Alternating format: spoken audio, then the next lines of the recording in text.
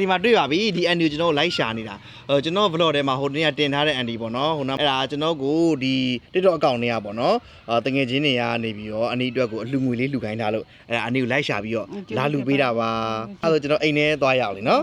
အဲ့တော့တော်တော်ရှာယူလိုက်ရတယ်ပေါ့နော်ဟောဘာတတလားအခုလေးမှကြက်စိတ်ထားလို့မှလက်ကြီးကပြက်ကွက်ထွက်ပါထိုင်မှာပါဟုတ်ဟိုနေ့ကကျေးဦးစီချက်လျော်စားလို့ကောင်းလားဟုတ်ကဲ့ဟုတ်လားဟာလေးသားစေးုံလက်မှတ်ဒီလေးဒီမှာအားရရှိတယ်မေတို့ကဟုတ်ဟိုလည်းမပြောပါဘူးစေးုံပြတာဘယ်လောက်ကြာပြီတော့တာ9နှစ်လောက်ရှိပါ6နှစ်ကျော်ပါကျွန်တော်အကောင့်တွေကဟိုဟာလေးပေါ့နော်ကျွန်တော်နာမည်လေးတော့ပြောပြမယ်ဒီမှာပေါ့နော်တယောက်ကကြတော့သူက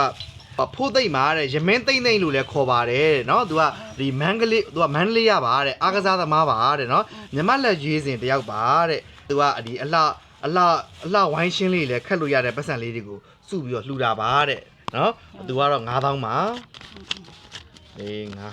ဟုတ်ကဲ့9000ပါထက်တယောက်ကကြတော့သူကကြတော့ဒီ TikTok ကောင်းပဲပေါ့နော်နှင်းထက်ခိုင်းတဲ့ညီမလေးကနော်ဒီကောလင်းခရိုင်ဝင်းမြို့နယ်ဘက်ကပဲနော်သူကကြတော့အနီးတွဲဒီအနီးတို့မိသားစုတို့ဆိုပြီးတော့3သိန်းပါနဲ့မကစနေတန်းနိုင်ပါစေ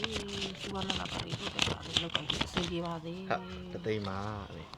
တော့ဟိုအန်ဒီလဲဒီမှာကြိုက်တာလေးဝယ်စားပါတဲ့ဦးလေးအတွက်လဲစေးဖို့တွေရောဦးလေးစားချင်တာလေးရောဝယ်ကြွေးလိုက်ပါတဲ့နော်ဆူတောင်းစကားလေးပြောပြပါအောင်ဒီနေ့မကလူနန်းတန်းနိုင်ပါစေအလောက်ကိုင်းအဆင်ပြေပါစေကျမချမ်းသာပါစေအန်ဒီရတွေဘေးကင်းပါစေစုပေးလိုက်နဲ့မပေးတဲ့ဘူးအငိုးမယ်ငိုတယ်ပါငိုပါနဲ့နော်ဒါဝမ်းသာစရာပဲနော်ကဲအဲ့တော့ကျေးဇူးတင်ပါတယ်နော်လိုက်ပို့ပေးတဲ့ကိုကြီးလည်းကျေးဇူးအများကြီးတင်ပါတယ်နော်ဟုတ်ကဲ့အဲ့ဆိုရင်အနီရေးကျေးဇူးပါခွင့်ပြုပါအောင်နော်ဟုတ်ကဲ့ကျေးဇူးပါသွားမယ်နော်